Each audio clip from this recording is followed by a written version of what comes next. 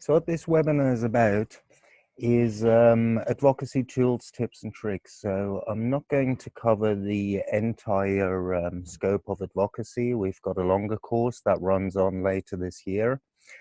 This is just some tips and tricks. And the aim of this webinar is very, very simple. It's just that you take along one new thing in the next 30 minutes that will boost your advocacy impact. So some of the ground that we'll cover is going to be very familiar to you, but I hope that there's going to be at least one thing in there that is really going to improve your advocacy over the next days, over the next weeks, over the next years.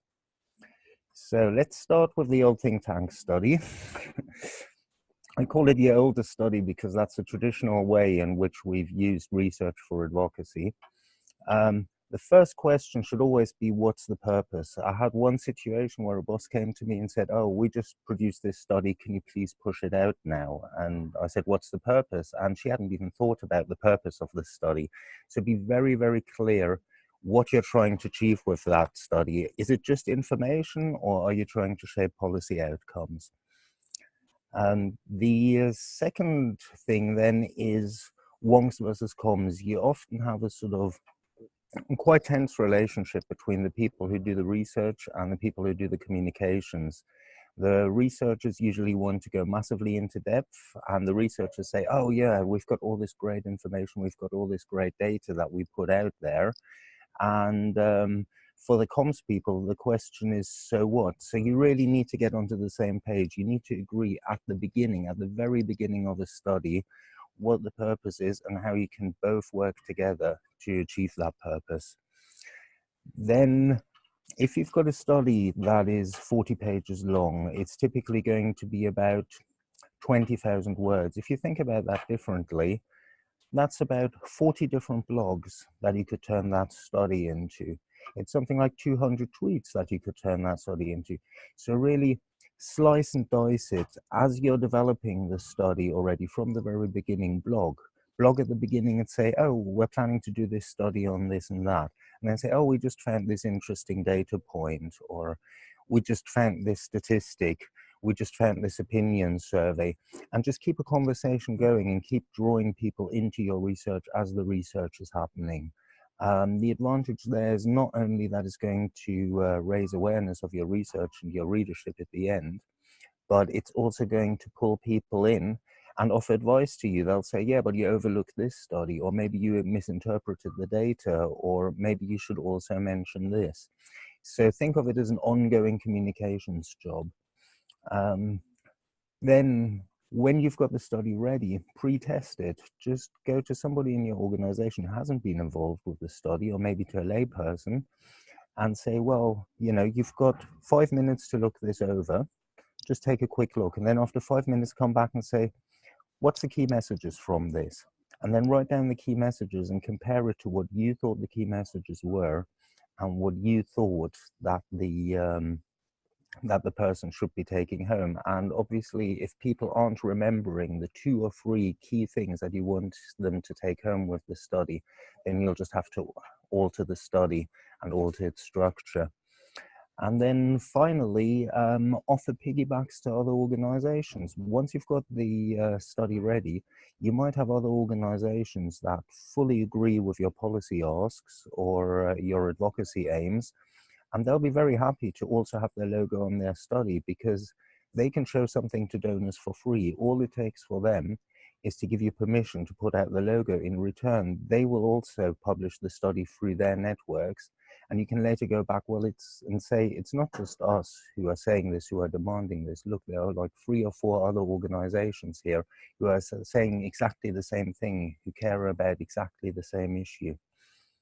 And there's a fantastic resource on the OneCom's website that was also reposted on Think Tanks, and it's called Defying Gravity, Why the Submarine Strategy Drags You Down. If there's one single piece, one single article or blog that you're going to read about how to communicate a study more effectively, please read this. It's a fantastic blog and I can't recommend it highly enough. Okay, let's get to the next one. We usually conduct research for advocacy, but what we don't do enough is recycling research. In fact, there's a lot of research out there that doesn't really get read by the audiences that we might want it to read. One of those is academic papers, which are usually hidden behind a paywall, and they're just usually couched in academic language that a lot of policymakers can't understand and that a lot of normal people out on the streets can't understand. And the other one is global or broader studies. So for example, if you're doing a paper on corruption in Kenya, is it really necessary for you to do in-depth research on corruption in Kenya if the main advocacy aim is simply to push a discussion of corruption higher on the agenda? Or could you just go through 10 existing global studies and in each study pull out Kenya's rank, pull out what the study said about Kenya, and then put those 10 different study results into one paper to argue that corruption is a massive problem in Kenya and these are the steps you could take to address it? There is an example from my own work recently. There was a paper in the Journal of the American Medical Association, which is one of the top medical journals. And the main conclusions of the paper looked like this. This is a table. You have a list of different medical research funders on the left. And then they were rated against all these different dimensions. That paper was read about 1,000 times. This is a top-level journal. But then when I just took the same information, repackaged it as a blog, it got 1,700 extra reads. One of the things I did was obviously simplify the results, make them really visible. And the other one, as you can see in the purple circle, is I structured them by country because policymakers usually think in terms of countries. So you can see at one glance, okay, Australia is doing really badly, Canada is doing okay, China is doing badly, the European Union is doing well. And I've never ever had any academic or any other organization complain about this sort of research recycling. They're really happy that somebody is reading their reports, and they're really, really happy when you drive readership to their reports. Okay, next one is a favorite of mine, ratings and rankings. You see them everywhere now. First of all, be clear on the aims again of the ratings and rankings, which sets you up again in the classic wonks versus comms tug of war, where usually the more academic people on your team, they just want to measure everything. They want to put every data point into there.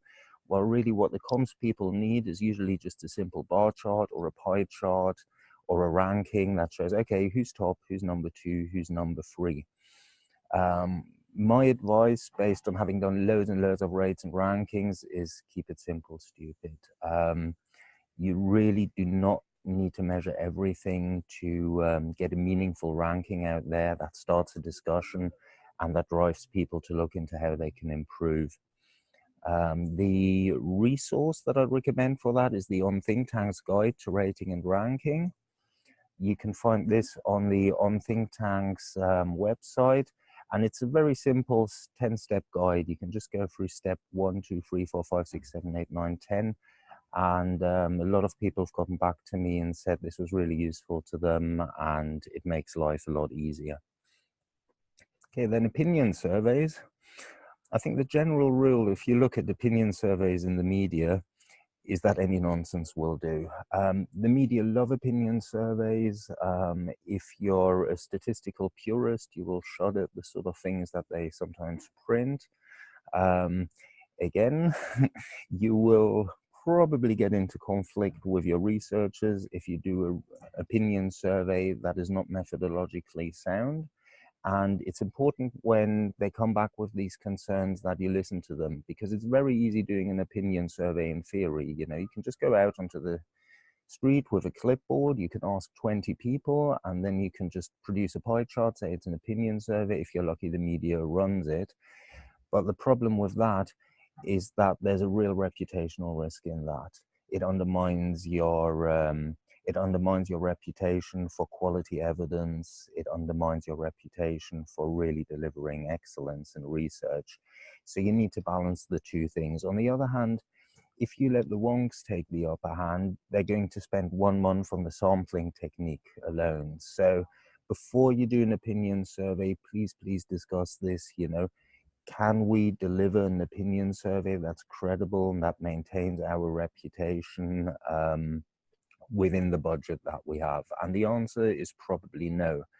But if the question is, well, can we just get ourselves into the media with an opinion survey? The answer is probably yes. I found a great example recently. It's done by Ashley Madison, and this is a website where people can register if they want to cheat on their husband or wife. And they can register with the website and find other people who want to cheat on their spouses and link up with them. So it's like a bit of a shady dating website. And Ashley Madison regularly produce opinion surveys, and they regularly get into the meeting with this. So this is the headline: survey reveals what people count as cheating. This ran in the Metro newspaper in the UK. It's a low quality newspaper, but it gets read every day by more than 1 million people who are commuters on buses and on subways, because it's freely distributed. The survey doesn't actually reveal anything, because it doesn't even say how many people were surveyed, what the sampling technique was. But every single person of those 1 million now knows that if they want to cheat on their husband or wife, they can go to the Ashley Madison website and sign up there. So I think that really brings out the balance here. You don't want to go down to the level of Ashley Madison, but at the same time, you do want some media attention. So it's about getting the balance right. Now then, we got petitions. The idea of a petition is that you demonstrate widespread support for your policy idea or for whatever you're advocating for. Now, petitions have changed massively over the last few years due to technology, and it's become very, very hard to impress policymakers with a petition, because it's actually quite easy to get people to click onto petitions and sign on. I saw one petition which was to abolish slavery in Mauritania that was signed by over 1 million people worldwide. I bet to you most of those people couldn't find Mauritania on a map. So policymakers, I think, are starting to be very, very skeptical of petitions. So how do we get around that? I think one way you can do it is, instead of trying to get individuals to sign up to your petition and launching a big drive where you try to collect tens of thousands of signatures, you try to get organizations to sign up to your petition. And then maybe you'll only have 5 or 10 organizations, but each of those organizations might carry more weight than 5,000 individuals.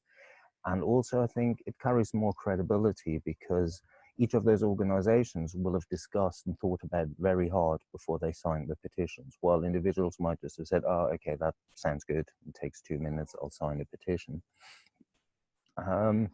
Finally, when your petition is over, a lot of people just send in their petitions by mail and then say, okay, here's our petition, can you please do this?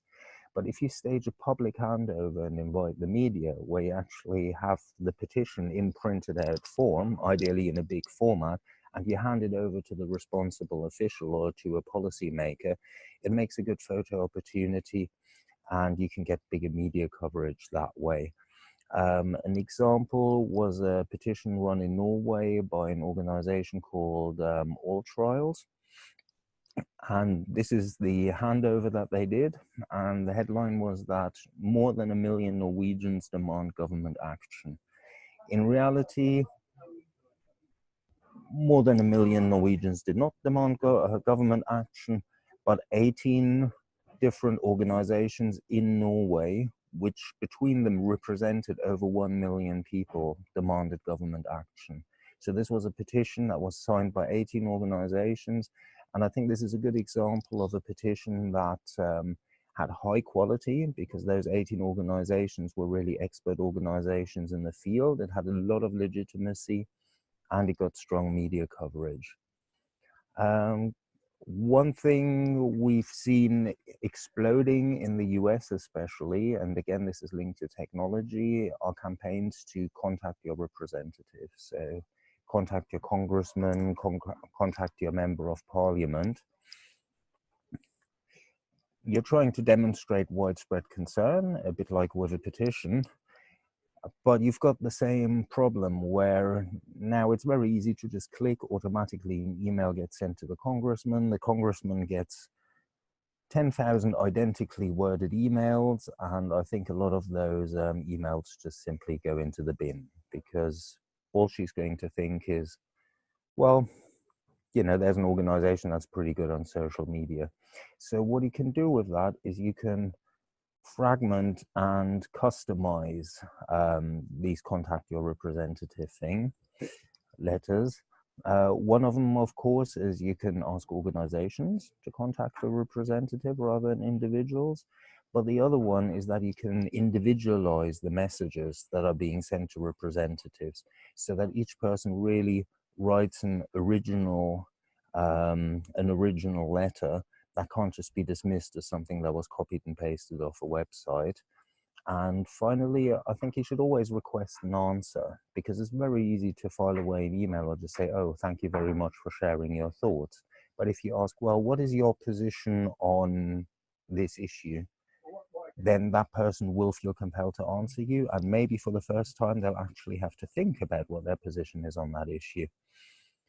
One thing that organizations in America are doing more and more is they're doing patch-through calls, which means that they call up people, say, well, do you agree with us that healthcare should be universal and free, for example? And then if the person says yes, they ask, well, would you be willing to tell your congressman that? And if the person says yes, then they say, well, would you be fine with just me patching you through on this call to your congressman's office now? And if the person says yes, they press a button, they directly connect the constituent with the office of the representative, and then the constituent can talk directly with an assistant of their elected representative. I think that can be very, very powerful. And what we're seeing more and more is that especially commercial lobbying organizations are setting up call centers to do exactly this, to get people to contact their representatives. And one thing that the advocacy world, I think, is doing too much at the moment is we're looking too much at what other charities are doing. We're looking too much at what other campaigns are doing. We're not looking enough at what industry and professional lobbyists are doing. So one example that comes to mind with a call center was a lobbying campaign where they rang up people and they said, you know, do you care about this issue? Yes. Would you write to your representative? Yes. Why do you care about this issue? And then the person would tell them, okay, I care about this issue because, and then the person in the call center, based on what they were hearing, they actually wrote an individualized letter saying, you know, dear Congressman, I'm contacting you because I care about this because da, da, da, da. Then they mailed this letter to the constituent with a prepaid envelope addressed to the right congressperson and asked them to send it over to the congressperson. I think they got a response rate of something like 70%. I mean, this sort of thing clearly requires some logistics and money, but I think it's an idea worth considering, because at this point, you're not putting words into people's mouths either. I think it's a very, very legitimate way of giving people a voice in the democratic process who otherwise would never have written to their congressman because maybe they're just not good at letter writing, maybe they're too busy with their children. So you're just facilitating this interaction there. Freedom of information requests, another favorite of mine. If you contact the media office, for example, of an institution, it's often like hitting a brick wall. If you file a freedom of information request, you trigger a legal responsibility to respond to you. So what the Freedom of Information Office then does, it goes into the heart of the institution and it finds exactly the person who has the information that you want to have.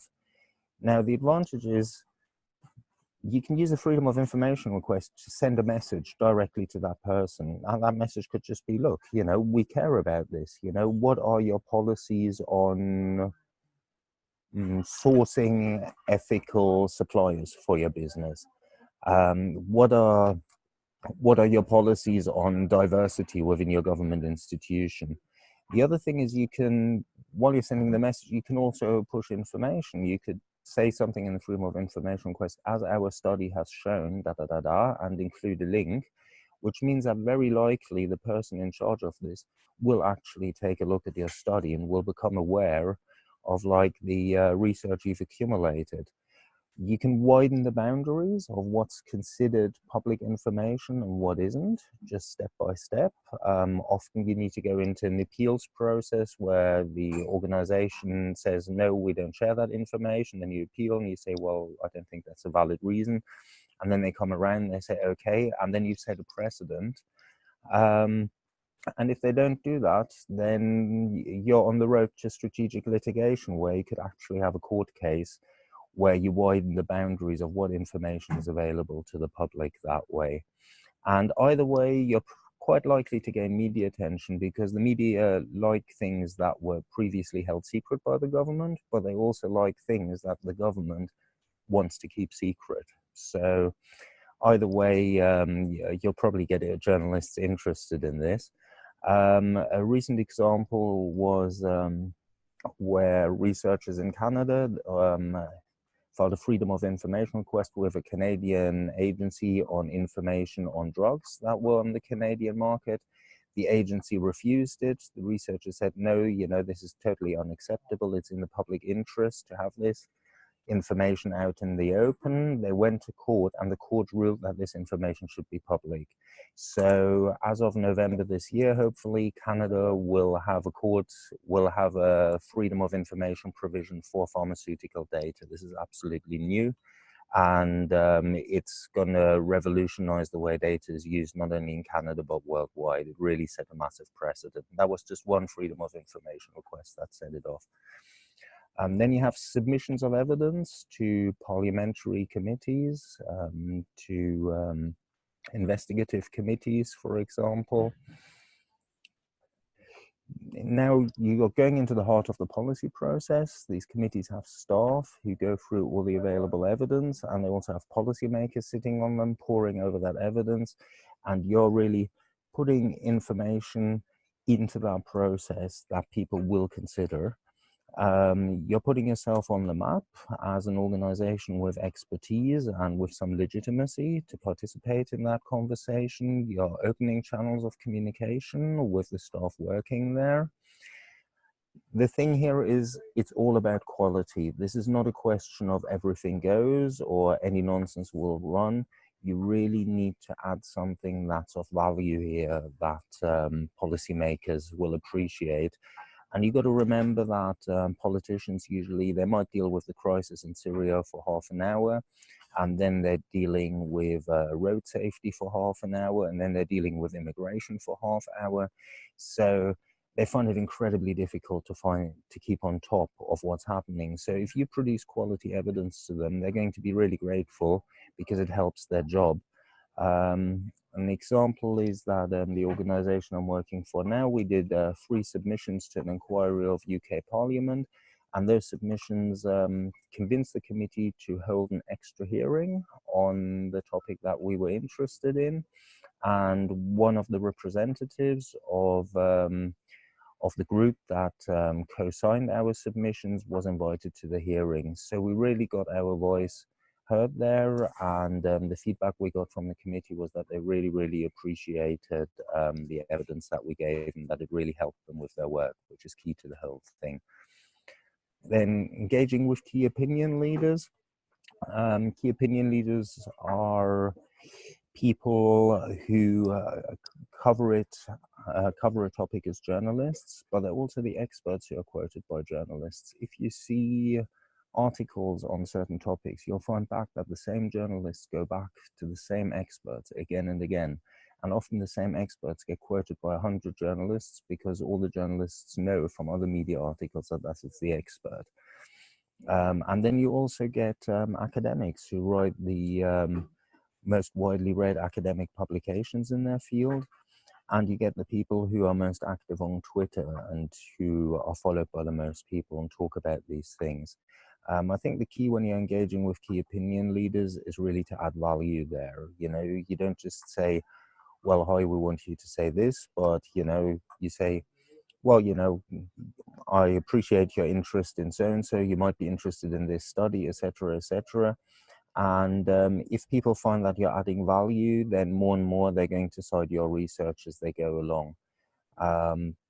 The key tool for that, Google Alert, obviously. You see whenever somebody publishes something new, whenever a media article comes out on the topic that interests you, whatever that is, you know, it could be children's rights in Canada, it could be homelessness in the Netherlands, it'll be delivered to your inbox, and then you go out on Twitter. Now, quick one on pitching journalists. The image here shows journalists at big publications are insanely busy. They get hundreds of emails a day. So the first thing to do is really, you need to look for the right media outlets and the right journalists within that outlet. Spamming 100 journalists without thinking it through really brings no results. You know, you need to find somebody who's already interested in the topic, who cares about the topic, who's written about the topic. The way I usually engage them is I tweet first and I say, are you interested in this? And if they say yes, I'll email them. And then I'll send another tweet immediately after saying, I just emailed you, just so that it doesn't get lost in their spam folder. Again, individualized engagement. Don't spam journalists because it just gets ignored. And one thing you need to think about strategically is, do you want an exclusive partnership with one media outlet? Or are you going to try to get your story covered in 10 media outlets? Now, most people instinctively say, oh, we'll try and get into 10 media outlets. But if it's not an exclusive, it's much less likely to be run. So if you can find somebody who commits to an exclusive partnership, a journalist can never guarantee that they will run the story because that's the editor's decision, but you've got a very high probability of getting published in at least one newspaper. I've done both exclusive and more scattershot approaches, and I'm still trying to get the balance right, but be aware that there's a choice there. Again, on press releases, offer piggybacks to other organizations, to other experts, offer to include a quote by them. It adds more weight to your press release, and it also raises their profile, so it's a win-win in both directions. And one trick that I think is very attractive there is mini exclusives. So you have a giant study, for example, about, let's say it's air pollution in Finland, and then you divide that study up into several mini exclusives that you give journalists beforehand. So you'll give each of 6 local newspapers in Finland covering a different region exclusive access to the data for their region. So each of those newspapers can run an exclusive on their reader, on their region, that's of particular concern to their readers. And you've essentially built like 6 media relationships rather than just putting one study out to everyone. And finally, face-to-face with policymakers. Elevator speech. You need to be able to say in 30 seconds exactly what you want and why it's important. You need a good entry point so you capture their attention at the front. Practice questions and answers with a colleague beforehand. You know, what could she be asking me? You know, what are the obvious questions there? And try and find somebody who's not an expert to pitch those questions to you, because you're probably far more expert than the policymaker.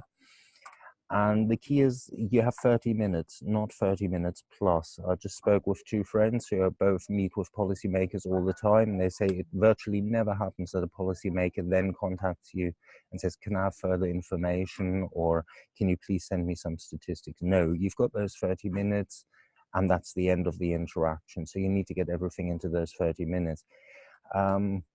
Just wanted to give you an experience of meeting my local member of parliament here in the UK. And it felt like this. It turned out that this woman was incredibly knowledgeable about the topic. And for 30 minutes, she was really grilling me. I mean, she was asking me questions that were so difficult and so sophisticated that I was really, really struggling to keep my facts straight. And the lesson I learned from that is just never underestimate those people. You know, you have to go in incredibly well prepared. The probability is that and the questions will be really basic, but you never know what their hobbies are. You never know what they might have read up on in their spare time, and it might get a lot more tricky than you expect. Okay, I'll take you quickly through two social media tools. Twitter, it does direct engagement really well. You can often reach members of parliament, Congress people, heads of government agencies directly by Twitter, and I think that's the main value of it. You can also build brand visibility, you can frame debates, and importantly, you can monitor what other people are talking about. What it doesn't do is it doesn't drive traffic to your website at all. If you look at tweets that you've sent out that have been retweeted 1,000 times and see how many of those 1,000 people who retweeted it actually clicked on the link to your study or to your blog, and you'll find it's very low. And also, it's just a flash in the pan. It doesn't go beyond the moment. One tool, of course, is Twitter lists. You just compile lists of the people who are most active in the area, so you can monitor what the conversations are about. And the other one is here in the UK, and I don't know if you have that in other countries, we've got a brilliant tool called Polymonitor. It's an email alert service. So whenever a member of parliament in the UK tweets about an issue that I'm interested in, I get an email. So for example, when a member of parliament tweets about think tanks, I'll get an email sending me a link to the tweet, and I can directly start engaging them in a conversation about think tank transparency. Finally, remember, it's just a tweet. Some organizations seem to spend half an hour on like crafting the perfect picture to attach to a tweet. It's not worth the time. It's really not worth the time. Just get the information out there, keep it conversational, keep it flowing. One surprise we got on Twitter recently with Transparify was somebody picked up our rankings, which we'd sent out as a picture, which you can see in the middle there, and started a petition signed on that, based on the research that we'd done.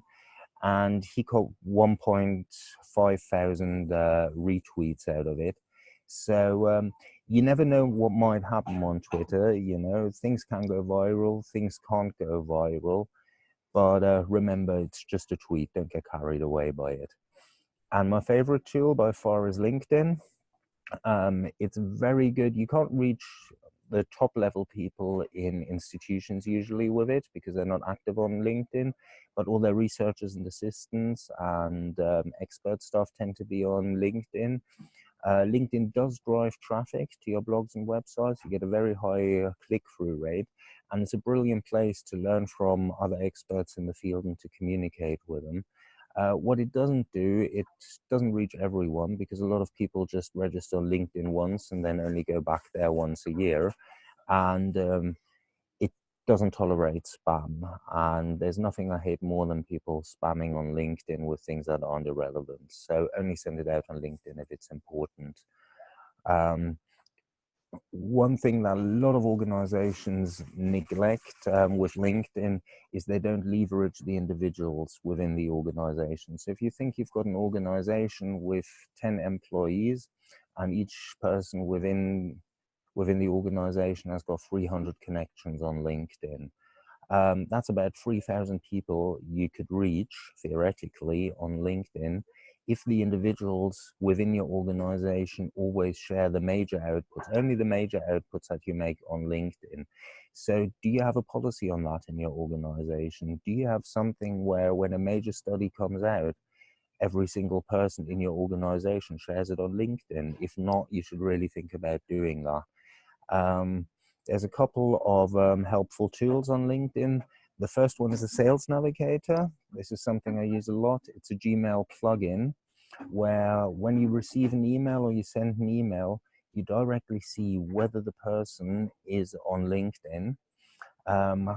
You have a dark blue button here that says view profile. If you're not connected with the person yet, you can just click on there and connect. So you don't need to go into LinkedIn to connect with the people. You can do it straight out of your Gmail account.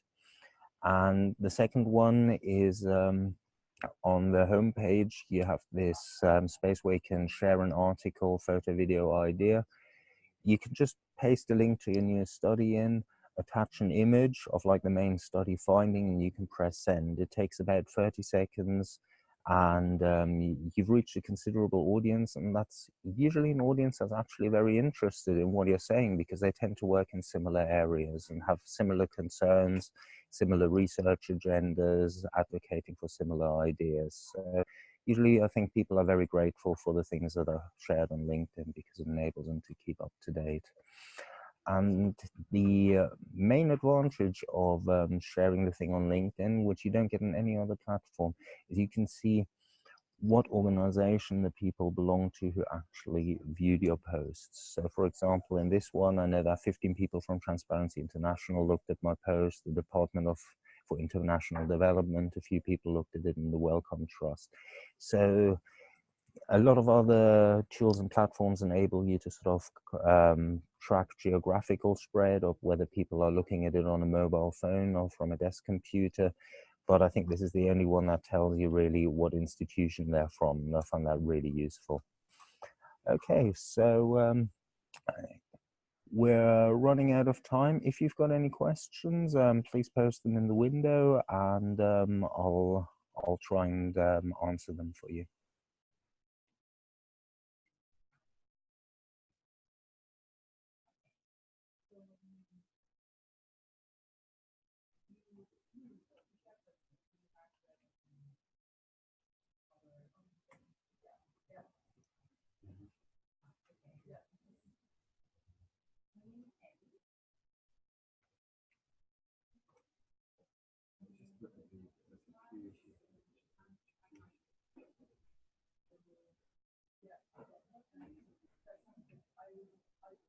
There's a few issues which are going to unless you actually put them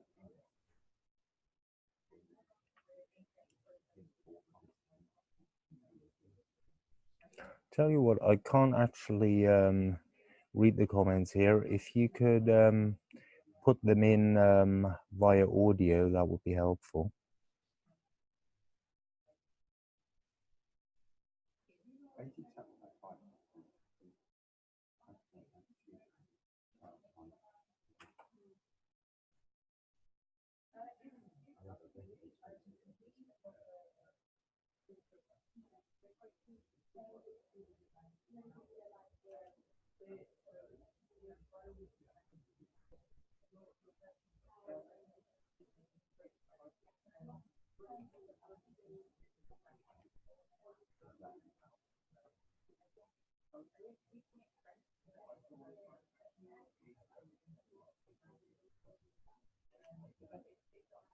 this law.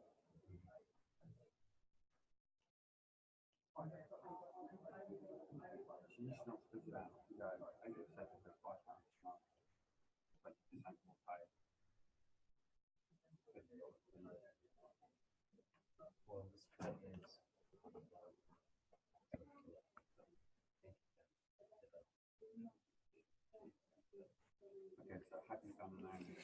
Okay, fine. So thank you very much for your time, and yeah, I hope I'll see you again in the future for the next On Think Tank School. Thank you. Bye.